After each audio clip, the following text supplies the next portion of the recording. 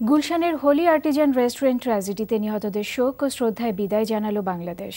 দুদিনের রাষ্ট্রীয় শোকের শেষ দিন সকালে রাজধানীর আর্মি স্টেডিয়ামে নিহতদের প্রতি শ্রদ্ধা জানানো হয় রাষ্ট্রপতির পক্ষ থেকে।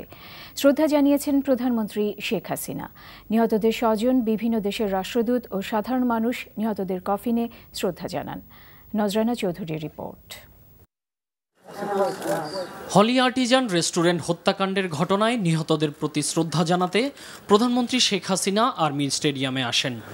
শুরুতেই শ্রদ্ধা জানানো হয় রাষ্ট্রপতির পক্ষ থেকে। এরপর প্রধানমন্ত্রী নিহতদের কফিনে ফুল দিয়ে শ্রদ্ধা জানান। তিনি 1 মিনিট নীরবতাও পালন করেন সেখানে। বাংলাদেশি এবং বিদেশি নিহতদের স্বজনদের সাথে কথা বলেন প্রধানমন্ত্রী। তাদের প্রতি সমবেদনা জানান বাংলাদেশের জনগণের পক্ষ থেকে। বর্বরচিত এই হত্যাকাণ্ডে নিহতদের স্বদেশ ভারতের হাইকমিশনার এবং ইতালি, জাপান ও যুক্তরাষ্ট্রের রাষ্ট্রদূতদের সাথেও কথা বলেন শেখ হাসিনা। প্রধানমন্ত্রী আর্মি স্টেডিয়াম ত্যাগ করার পর নিহতদের কফিনে শ্রদ্ধা জানান সংশ্লিষ্ট দেশের রাষ্ট্রদূতগণ।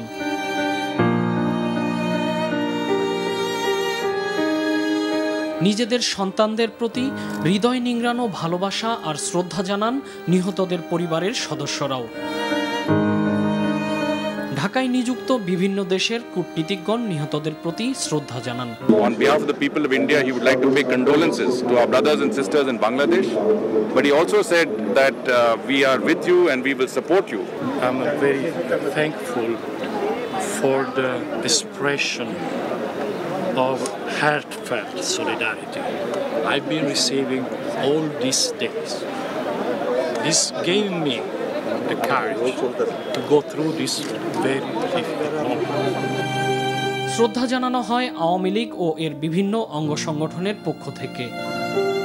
নিহতদের কফিনে শ্রদ্ধা জানান 14 দলের কেন্দ্রীয় নেতারাও।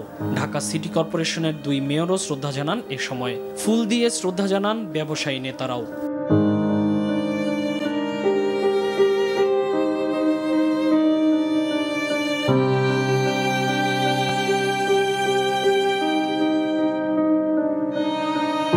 এরপর আর্মি স্টেডিয়ামে ঢল নামে হাজারো মানুষের।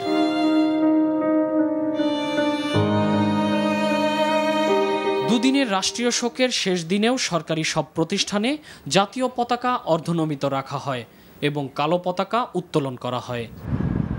নজরানা চৌধুরী, NTV নিউজ, ঢাকা।